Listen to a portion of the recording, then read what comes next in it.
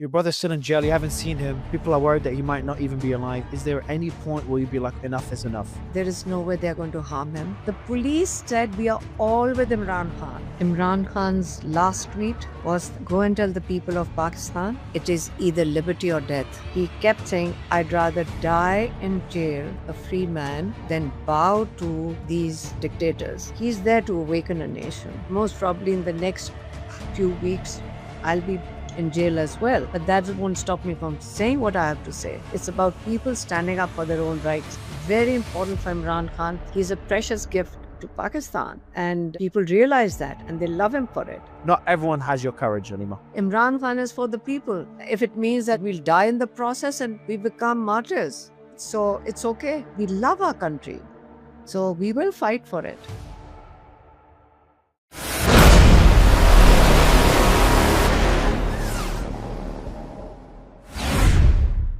Hi, Alima. How are you? Hi, Mario. How are you? Thank you for having me. It's a pleasure to speak to you again. I remember last time we spoke, we were talking about your health and what could happen to you and whether you'll be arrested, which I know could still happen any day. On a positive note, I'm glad you're still walking free. Um, but on a negative note, things don't look good at all. So I'd love you to give the audience an overview of what's happening in one of the world's biggest democracies or democracies right now and the latest developments with your brother, former Prime Minister Imran Khan. Oh, well, Mario, we take every day one day at a time. We have no idea how things turn, but our major focus, for 2.5 years has been Imran Khan, our brother, who's been in jail.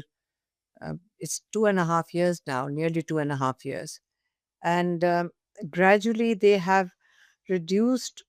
In the beginning, when nearly over 2 years ago, we were able to, it was decided that Tuesday is going to be a family meeting day, according to jail manual, according to our, our constitutional rights. We have a right to meet a prisoner. Families have a right to meet a prisoner. Children have a right to speak to their parent, incarcerated parent, at least once a week. And in the beginning, his sons were allowed to maybe talk to him. It was managed maybe after once a month, or it was a bit of a struggle. But he hasn't been allowed to speak to his children for his sons for nearly 8-9 months now. And once maybe they gave him a chance for 3 minutes, which was sort of cut off, and the calls were cut off, and then another 3 minutes. And our family, including our cousins, my sisters, sometimes my brother's nieces or nephews, were able to visit him till beginning of this year. But gradually, it's the way they've done it. They've gradually reduced the visits. The party people, it was court determined that party people known as friends were able to visit him on a Thursday, 6 people. And on a Tuesday, it would be at least 6 family members and 6 lawyers, keeping in mind that he has 300 cases, that he has to face 300 cases. He does need access to his lawyers.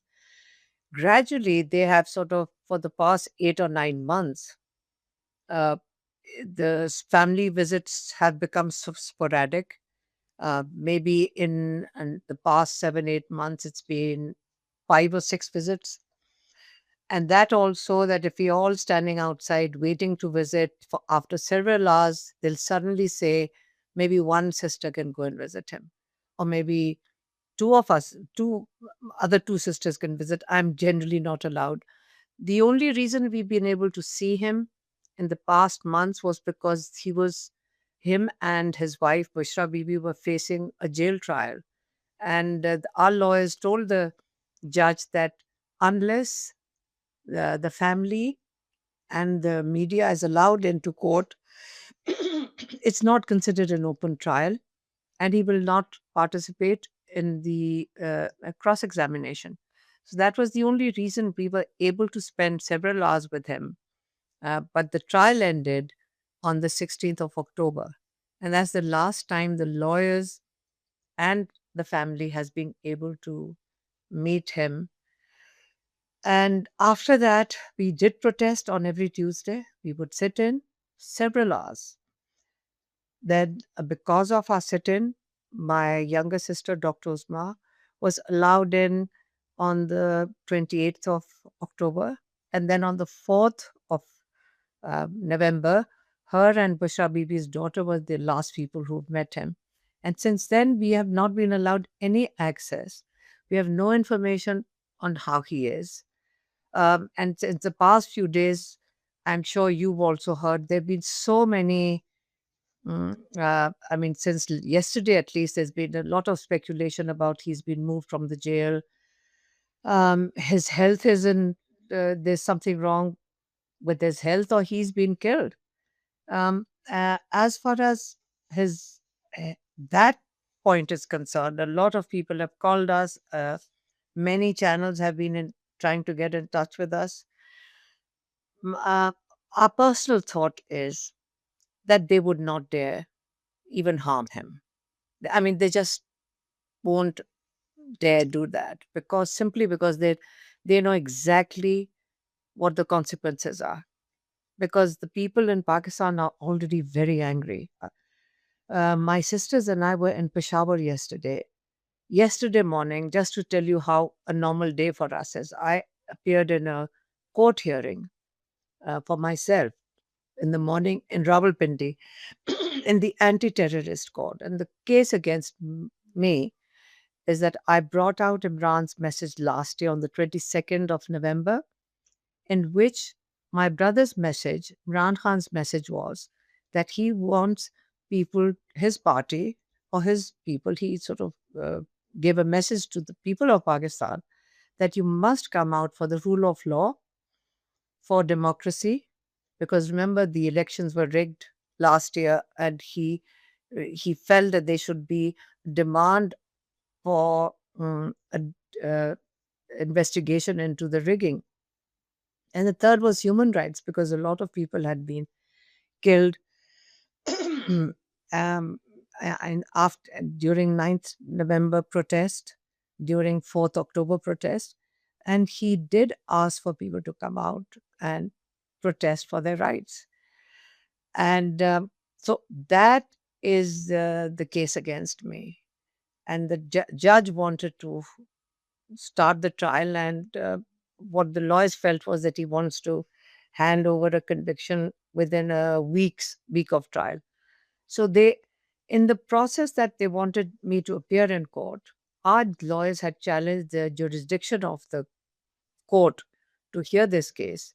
Instead, they blocked my accounts, my passport, my identification card, but they also blocked um, a charity hospital, because I'm a board member on the charity hospital, Shaukat Khanum Cancer Hospital. They blocked their accounts, and they blocked two accounts in Shaukat Khanum, and they blocked two accounts for the Namal University. And both these institutions, 70% people in Shaukat Khanum are treated free of cost, and 95% students in Namal University study on scholarship. So you block their accounts. So when our lawyer raised this issue with the judge said, I did not order freezing of the charity institution accounts. So if the judge is not ordering it, then how can the State Bank of Pakistan block the charity accounts? There is no process of law. I mean, when Imran Khan says that the rule of law has collapsed, it has. That I stepped out to speak to the media about the blocking of Shaukat Khanum's accounts and Namal University's account. I had just finished speaking to the media. I turned around and there was police standing there. And I sort of moved to the side, and the police women came up to me and said, you can't, we've been asked to bring you back into court by the judge. So I said, but I came to speak to the media. Am I under arrest? They said, yes. So they took me inside, and the policeman locked the front gate of the courts. So when again our lawyer raised this issue with the judge and said, why was my client uh, sort of in a way, arrested outside. The judge turned around and said, "Well, I never ordered that. I never said that she should be arrested outside." So the judge basically wasn't giving these orders. Then it's just a little scary to think that uh, the decisions are coming and from elsewhere. So in the same case with Imran Khan, by isolating him, completely isolating him with no access, people have been asking us, how is he? We have to tell them we have no information. The only information we do get is from the media, because the jail authorities have made a statement that Imran Khan is well. He's in Adiala jail. He's not been shifted and his health is fine. So, am I supposed to believe a statement coming from the jail authorities in the news? I doubt if So, they will even dare to harm him. That we do understand. this is my question to you. Um, my question is why. So this is the former prime minister of a country, a very popular one at that. Independent polls put him at about 80%. And I won't go through exactly what happened with him. We've had many interviews, people could research it, but anyone watching this from the outside, I've covered democracies being shaken, being challenged across the world. And, I've talked about Brazil, I've talked about Romania, and I've always said Pakistan is one of the worst right now in what's happening there. And it's on the edge, if not already past that edge of being no longer being called a democracy. So your brother is currently in jail. He's been in jail for almost 2.5 years. And for the first time now, they haven't allowed anyone to see him for almost 30 days, almost a month.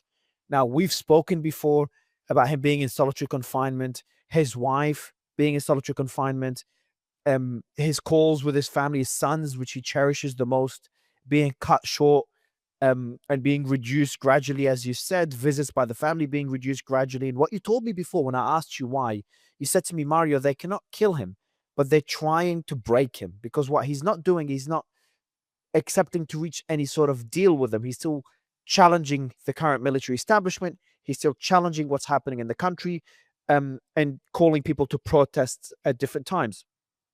So their goal is to break him. Now, this time it's looking different because no one's seen him, and there is rumors about worries about maybe he's being slowly poisoned to make it look like a natural death. And I'm sorry, I'm talking about something that's very insensitive, but these are the times that we're currently living in. People are wondering whether he's even alive right now. We've talked about his health not being too well. And I think you or one of your sisters, I think one of your sisters convinced him to finally see a doctor because he's, a proud man that always wants to show that he's okay. But my question to you is, why do you think this time around they're not letting you see him? They promised you. Didn't they promise you that you'll see him today? And that doesn't seem that it happened. Well, today was his, remember, there's the jail trial that, and that the jail trial ended on the 16th of October. 16th of October, the judge tells our lawyer that, remember, it's 16th of October, he tells our lawyer that I need 3 days to write the judgment, and I'll announce the judgment on Monday. It was a Thursday. So I'll announce the judgment on Monday because I have to go to a wedding in Peshawar. That's what the lawyer came back to us and told us. So we waited that the date he's going to give now for the um, judgment is going to be Monday. So after half an hour, most probably, you see, as my brother always normally says it aloud in court all the time, that he's got to receive orders from a phone call. He's got to take a phone call where he'll receive his instructions. So next thing we know is that the date he gave was like 3 weeks away or 4 weeks away.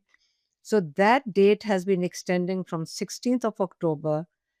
It extended twice, and today was the date when there should have been a court hearing for his judgment. We know what judgment, generally they are going to convict him again. That's what they normally do. We expect that. But we were hoping to be able to meet with him. His lawyers, his family were hoping that today, uh, when there's a jail court hearing for the judgment, we'll be able to meet him. And last night, late last night, they canceled today's date, and now the new date is the 20th of December. So the way it appears is that till the 20th of December, we can't meet him. So why have they given 20th of December? Like, if you want to give a judgment, you completed the case on the 16th of October. So why is the judgment moved to 6 weeks away? If you want to you convict him or release him or sort of whatever, uh, it should have been announced. So why they are delaying it, like last Tuesday, not this Tuesday, but the Tuesday before this, when we were sitting outside the jail, somebody came up and says, you are not going to get to see him till Asim Munir gets his notification. I said, what has Asim Munir's notification got to do with us meeting our brother? This is our legal right to meet him. So uh, they said that it's not going to happen this month. That day, about 9, 10 days ago, they brought in a unit of women, police women, and they were horrible. I mean, we were sitting in that, first they turned off the lights, street lights. We were sitting on a sidewalk, and there was not that many of us. It was maybe 11, past 11 o'clock at night, because we are protesting. But we are not harming anybody. We are not attacking anybody. We're sitting on a sidewalk. And these women, my sister just got up and stepped aside. We don't know what happened. We couldn't see. And we didn't even realize it till several minutes that she was on the ground. They were dragging her. We didn't know how to reach her because there was a ring of policewomen and then there was a ring of policemen. Eventually, my cousin sort of pushed these people aside. There were lawyers and some of the other ladies who were holding on to my sister. But in the dark, I see these two young girls who were always there, and they were holding on to my sister, and the police women were dragging her, and she was not conscious. And we tried to sort of, we reached out to her, we picked her up, we brought her back and put sort of seated her on the sidewalk again. She was not conscious. I mean, her eyes were open, but she's afterwards she says she doesn't remember. Then they said, well, we thought you're going to leave. I said, we aren't breaking any law. We are sitting on the sidewalk. Then they dragged all of us, and the policewoman kept saying, throw them into the van. My sister's 71 years old. So, and they picked up and beat up young girls and several boys and men and lawyers and members of parliament, and locked them all up in a van for till the morning. So there is no law, there is nothing governing, there has to be some concern about where do we turn to for justice when the judges can't seem to take their own decisions, when there is no court order that is going to be obeyed by a policeman. So the anger is increasing, Mario. We were in Peshawar yesterday. Yesterday was like the martyrs' anniversary, and they were having a function in Peshawar. So my sisters and I, we did go, and we met several of the injured. One of them had a bullet wound.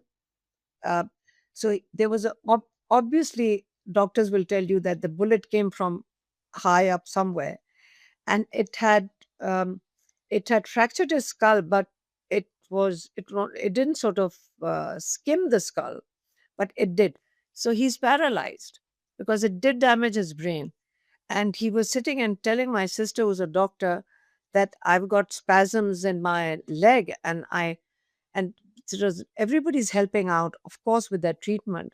Another one who's still getting physiotherapy because he had 3 bullet wounds in his leg.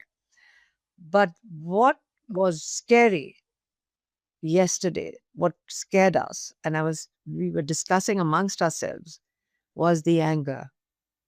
The anger was scary because Anger where? With amongst who? With the amongst the with people. PTI member, with Pakistanis, Pakistani population. Yes, because they came up to us and they were demanding. They kept saying, why aren't you giving a call? I said, call for what? They said, we are going to go back to Islamabad and you give a call. And it scared me because they were very angry and very aggressive. And I turned and I was telling somebody else, I said, we are not equipped to understand such things. Like, I can't give a call. These are somebody's children. I'm a mother. I could never give a call for any protest. When outside the jail, when they grab these young people and beat them up or throw them into a prison van, it really bothers me to a point that I started telling everybody, we don't want anybody to be here outside Adiala. We'll be fine. Our sisters will sit outside. Please don't come here. You've even you've even had your sons that were, I wouldn't even say arrested. They were pretty much kidnapped by the authorities. You had them. Luckily, you had a camera that caught that arrest. Now they've been released. Shersha and his brother, Sorry. um, Sherry's. I'm glad they're out on bail now. Both great kids, great gentlemen. I know them both. Um, but I want to go back to, so people are angry. There's a lot of people talking about going out on the streets. Is that why you keep saying they will not dare to kill Imran Khan? Because people will, that will be the match that lights the fire in Pakistan? Is that why you think they're too scared? I think it won't be that fire. It'll be, from what I've seen, where they are saying things like, "We'll break the gates of the jail." That's that's concerning. Concerning in the sense that, you see, my brother always says the political process is something that contains emotions, because political process gives you a direction, and that is very important. It's when there's a breakdown in a political process uh, that creates an anarchy, something, then it goes beyond political process. It goes beyond discussion, and that is why direction is very important. And there were some of these political people over there, and I said, when I look at their faces, this is much more than there is aggression, there's anger. They're looking at us and saying, we need you to give a call. So, and I said that we are not going to give a call, but then they asked you, what are you waiting for?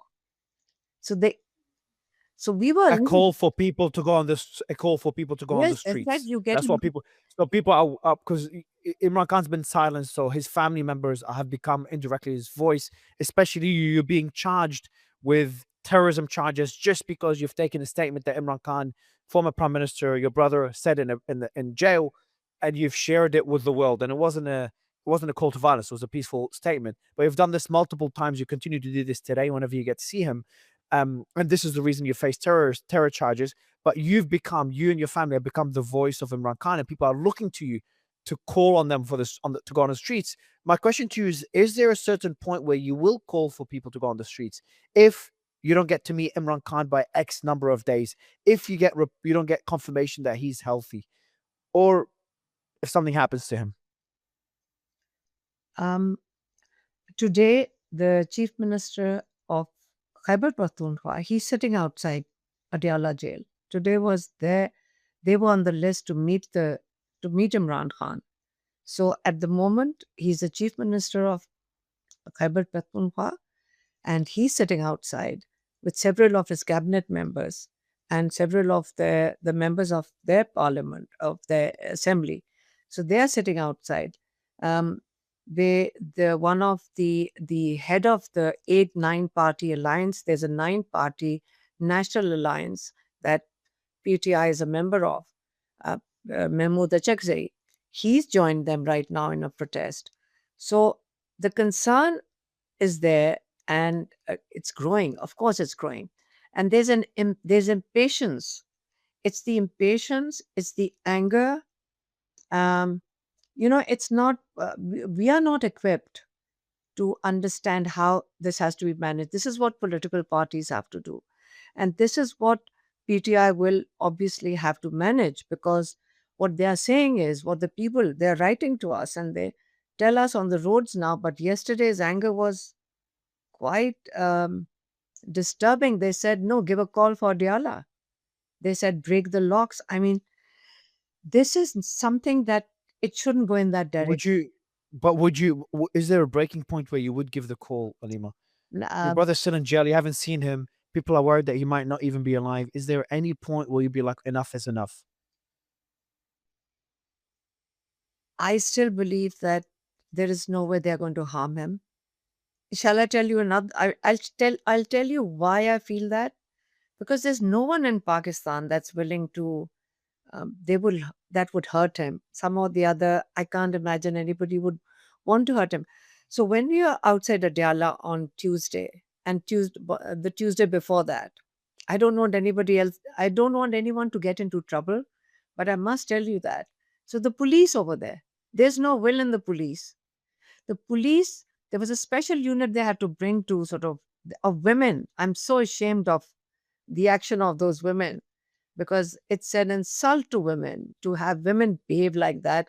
Maybe because they don't feel confident enough and they think there's a chief minister, woman, chief minister, this ridiculous woman who's encouraging these women to behave like that, like thugs, so that they get promoted. But the young boys standing in riot gear, they turned to us. We were standing, they're like facing us, they're confronting us. These young boys turned to us and said, "Why aren't you doing something?" And I said, "What do you mean, do what?" He said, "You should do something." I said, "If these people get upset, the people they're going to attack is you. You're the police and you're going to attack them. So, how can we have you are our children on both sides?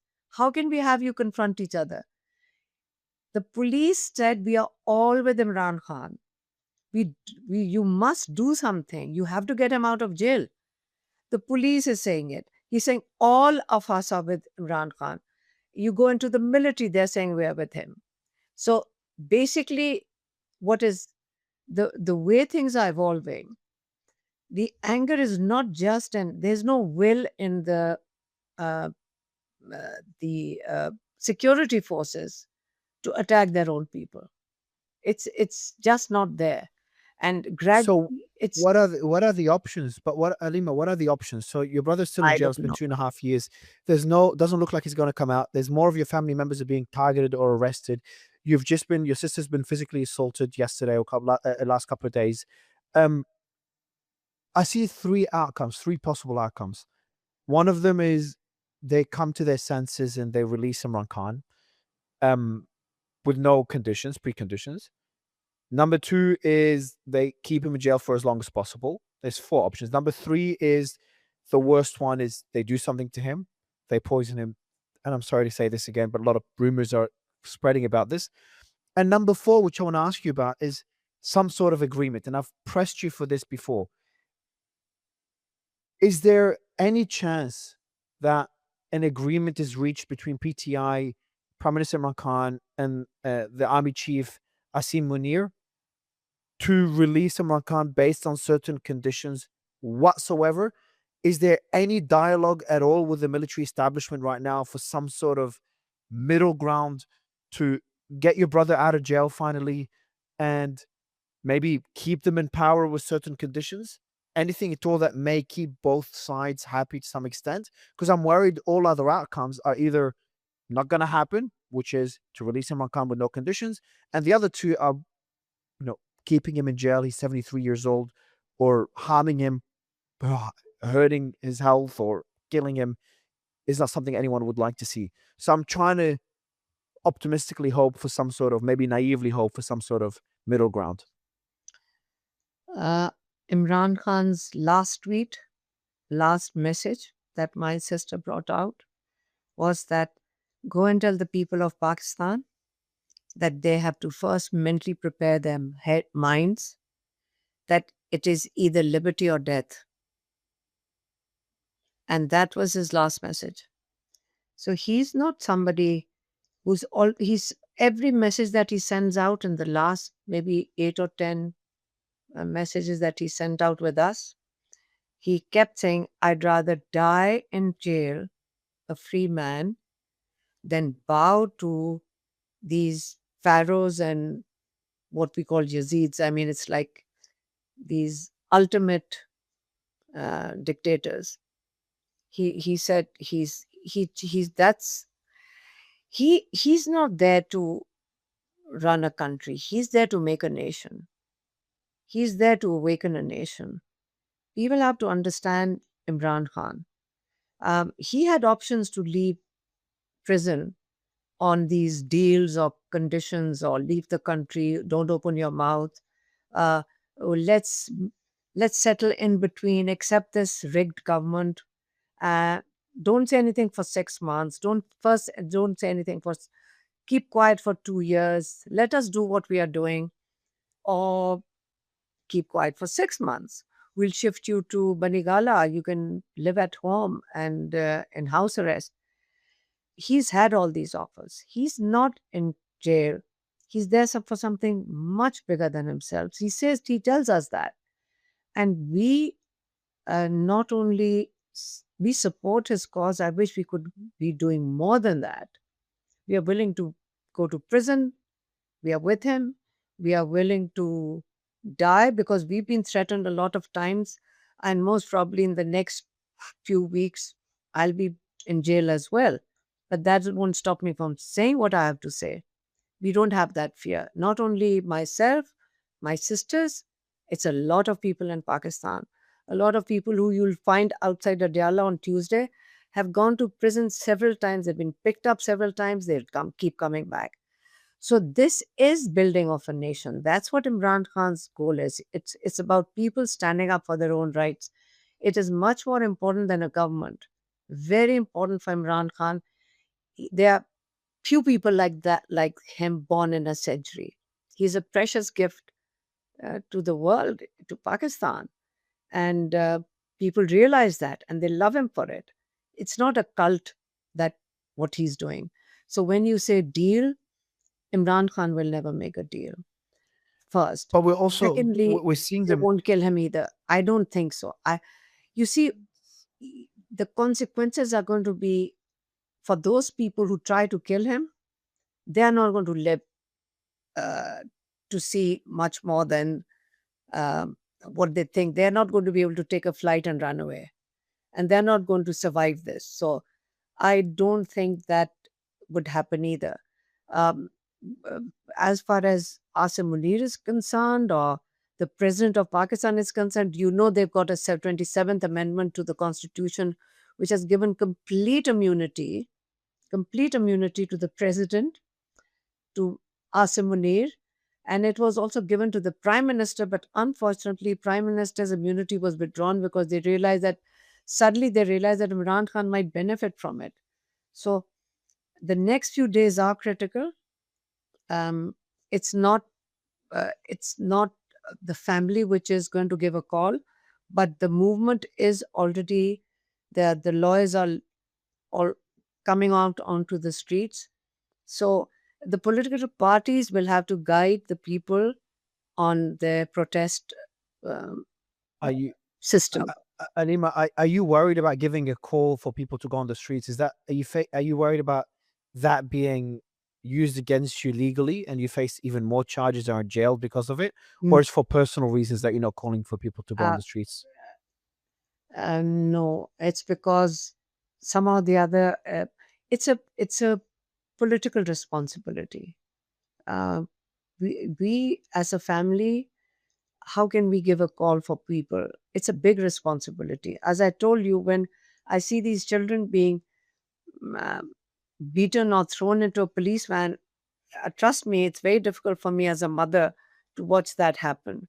So, but the political parties have a process, and they are already organizing themselves. We know that the alliance is organizing protests, and they will be coming out. And the chief minister of KP, I think he's made some very strong statements today about, because if they do not give access, I think what the chief minister said, that he's going to block the province. Basically, he's going to shut down the province and have give no access to the other areas. So Um, that's a pretty serious thing to do. So the protests are going to get um, they're going to so, get a little. Alima, I'm going to highlight something important. You said that the military, as this is all going on, the military, as of today, has more control than ever. They've taken pretty much direct control of the judicial appointments, being able to pick even the next chief of justice. They've given themselves lifetime immunity for the army chief, the man that calls all the shots, Chief Asim Munir, and also for the president, as you said. The military pretty much controls the courts. Judges have started resigning, those who oppose this development.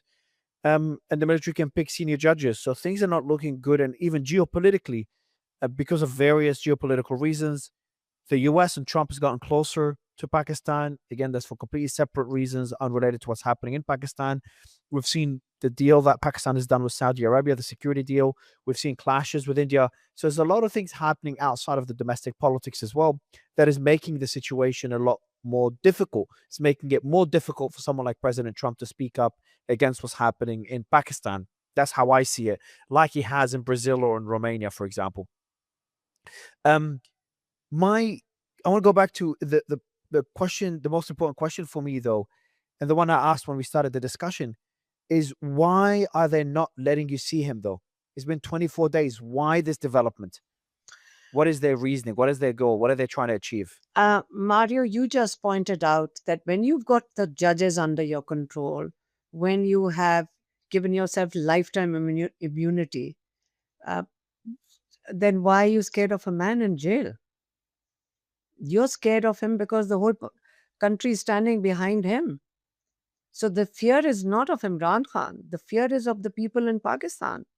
So it doesn't matter what's happening geopolitically. When a population itself takes a decision on how they want to live their lives, that will be the change. That makes a nation, and that once we are the ones who are suffering. Saudi Arabia might have their own issues, but what about Pakistan? Our first primary responsibility is to Pakistan. The government's primary responsibility should be to its own people. And uh, uh, Imran Khan has sent out 10 tweets. I think about 9 times he's mentioned that he's intentionally, you're aggravating. He said to Asim Munir, you're intentionally aggravating a situation with Afghanistan. When this is a government which was friendly to Pakistan, we helped them bring peace in Afghanistan.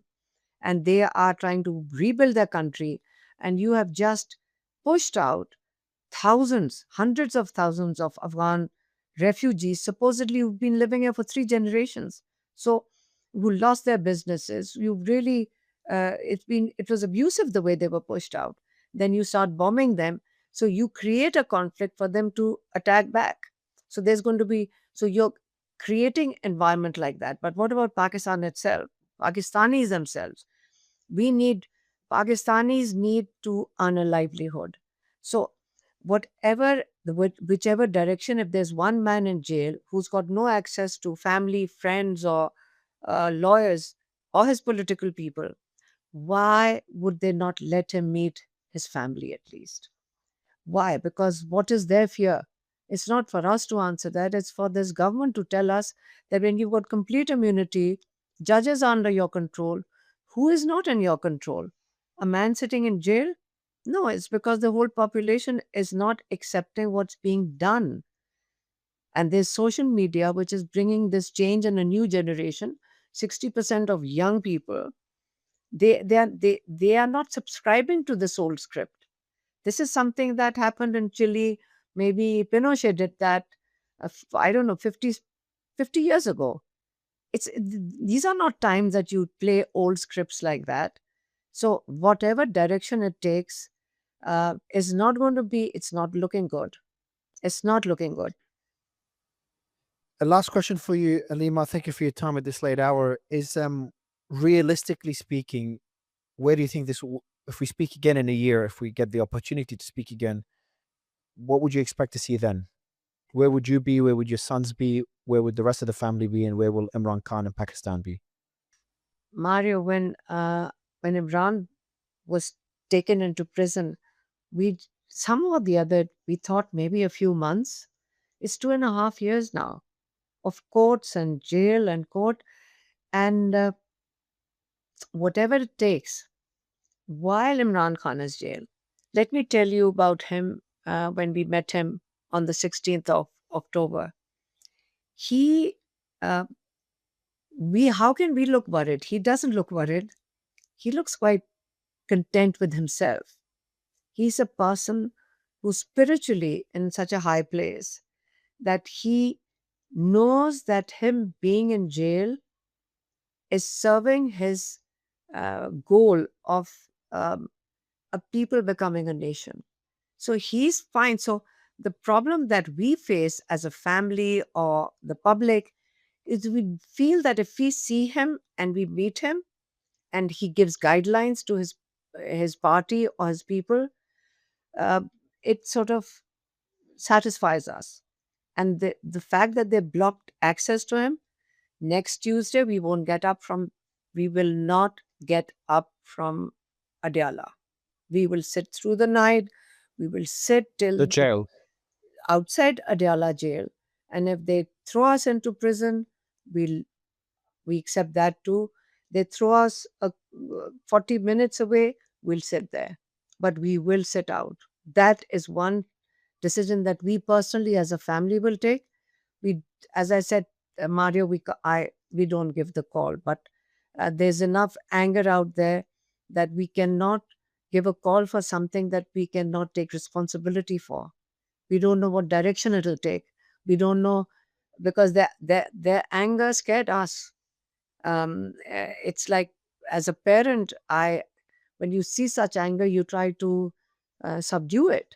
So, but the political party is active. There's a young chief minister in KP, and he's sitting outside Adyala till at least till half an hour ago. He was sitting outside Adyala, and if they bring out a movement, we will join it.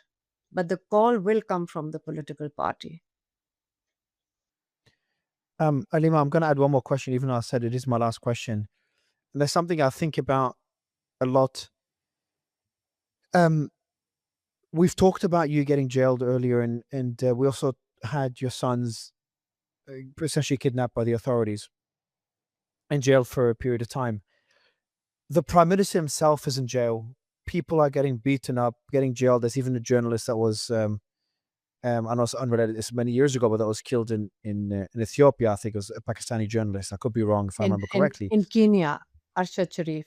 In Kenya. Oh, okay. My apologies. Yeah, in Kenya, and that was in 2022. Um, but the reason I'm saying this is I look at this from the outside, and I've covered sensitive matters across the world in many, many countries. This one worries me the most. It's like even before this interview, the first thing I did is I told my team, guys, I'm a bit paranoid. I'm like, look, increase security. When I do an interview about the Pakistani situation, and that situation worries me. Seeing what the establishment is doing in the country, and I'm a foreign Australian journalist protected in different countries, etc. So I'm not even close to facing, not even tiny bit close to what Pakistanis are facing. Anyone that speaks about Imran Khan, Imran Khan's name was, I don't know if it still is, but was banned from television. PTI, I think, was taken off the ballot boxes. Like what's happening in Pakistan is mind boggling and terrifying. The reason I say all this is I want to ask you the question again.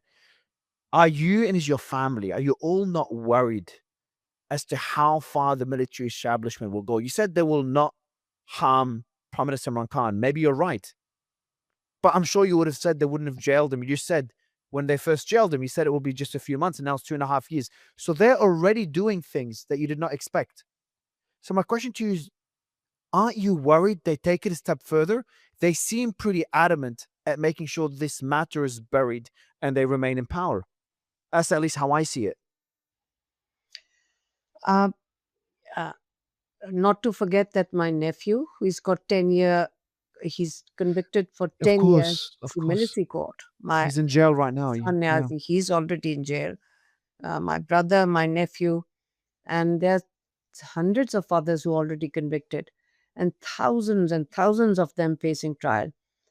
But somehow or the other, if you come to Pakistan and you come to the anti-terrorist court, you will not see anybody with fear on their faces. And that's the anti terrorist court that we go to. Uh, Neither the police, neither are the people who are attending. So I feel when there's no general tyranny, it's not all the way down the food chain. So one has hope. One has hope in our people. One has hope that we have Allah protects us, and Allah, we pray to Allah that you will guide us and you will protect my brother and all the people who are in prison. And I feel that there is change coming. It's in the air. There's some sort of a feeling that everybody seems to have now in Pakistan. We've gone through the period of fear, silence, absolute fear. We've seen absolute fear in 2023. We have seen, then we saw anger. But what we see right now is beyond anger now. There's something more to it. And I do feel that we are moving towards some sort of a change. And we are 250 million people, we sort of, we are a very large population.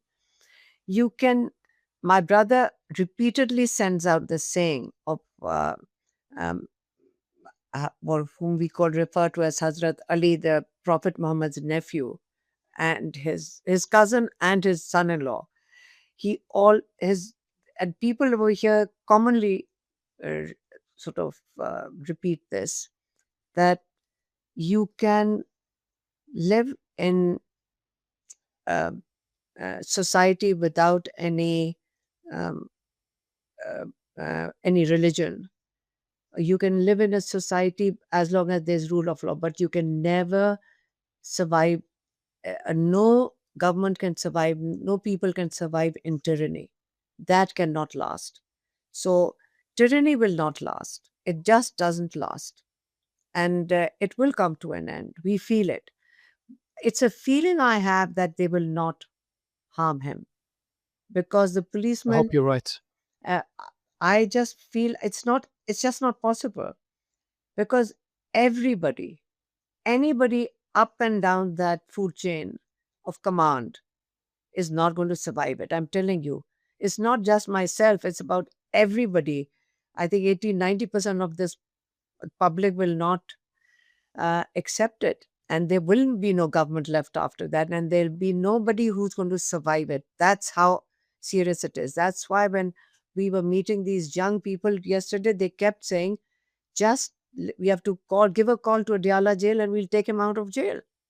So you don't want that sort of anarchy either. So it's got to be a political process. They have to understand that they can't do that. And how can you how can you be a tyrant in a country in current day and age just because you feel that you've got support from other governments overseas?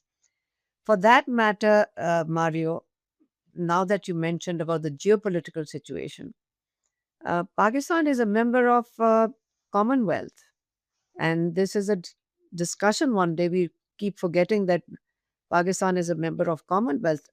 We don't even know. Don't you think all these organizations or these charters are becoming redundant? I think even the UN is becoming redundant. I don't think it has become like a one big business.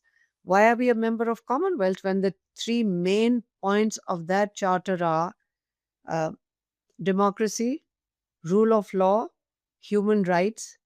If these are the principal values of the Charter of Commonwealth, how come no Commonwealth member has raised their voice for the people of Pakistan? So, what is the point of being part of a geopolitical, like an international global family, when nobody speaks up? Because it's not for the interest of the population but you're of the people of a country, but you don't speak up because of what you just said is geopolitical situation, which is interests which concern them. It's like not in our self-interest. So it doesn't matter what sort of a tyrant exists in one country while you speak about democracy. So what happens in Pakistan, and they say that two people asked me this, journalists asked me this question, are Pakistan, is Imran Khan anti-West? Imran Khan is only pro his people. Nobody's anti anybody else's country. We are not interested in any other country. We do not wish.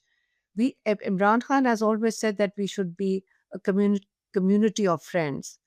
We speak as partners. We do deals with countries for common benefit. But you cannot be a client state because it doesn't benefit. Imran Khan always said that my primary responsibility is the people of my country. And that's what every political government will say. So when you just said that Pakistan has a contract with uh, Saudi Arabia, Saudi. so what benefit is it to Pakistan? What is the benefit to the people of Pakistan if there's a tyrant sitting on top of a country, but helping another country? M- Military forces, security forces, they they need the backing of their people. They need the backing that the people stand behind them, the countrymen stand behind them. So when you don't have the backing of your own people, it's not um, th- the morale of a military is deeply affected. You have to keep in mind that my husband was in the Air Force, and if you and a lot of our family members are in the military, have been in the military, and still are in the military. So it's very important for the people of a country to support their security forces. And at the moment, there's a low morale simply because the people are very angry with their military forces. Mm. Alima, I really hope, I've said this before and it's looking more and more grim, but I really hope in a year's time, I'd be able to sit with you in person in the beautiful country of Pakistan, sit with Prime Minister Imran Khan, the rest of the family, and even the person that everyone is criticizing right now, the army chief, Asim Munir, the current president, Sharif. I hope this ends well for the country and for Imran Khan. I hope justice is served at the end of this. Um, I just don't know how we'll get there, and it's looking grimmer and grimmer. But I also respect your fight, that and you, of you and your family, and even your sons, everyone else, but especially yourself, always coming doing this interview despite constantly being threatened with going to jail, facing charges just for spreading the message that Imran Khan is asking you to post, and you continue doing that. So I respect and admire your courage, and I hope things end well over the next few months. Thank you for your time, Alima. Thank you, Mary. But you can come to Pakistan even now.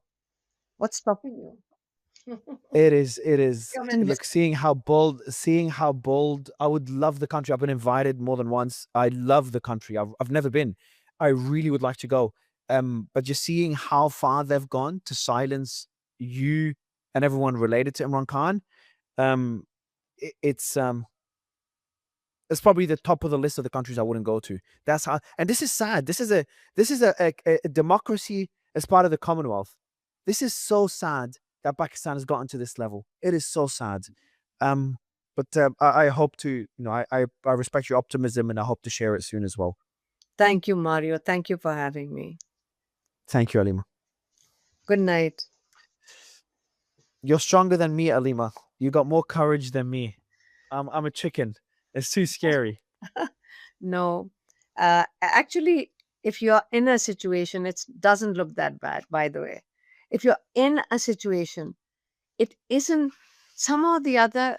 You have you ever wondered how people lived through 5 years of World War or First World War or Second World War? I used to wonder how did people get through a war. Me too. Me too. Um, but when you're in a situation, you deal with it as it's happening. So you Survival actually instincts. you lose your fear. Adapt. You get no, and you lose fear. One thing that happens is that I see people who've been through this for a couple of years. They are jolly, they are happy, they are joking. Even in the world wars, if I used to read about that, they were dancing in the street, they were happy and they were joyful. So you wonder, you're in the middle of a war, how does that happen? So we are in the middle of a war, and yet the so I suppose that's what the war does, or hard times do to people, that it builds them up.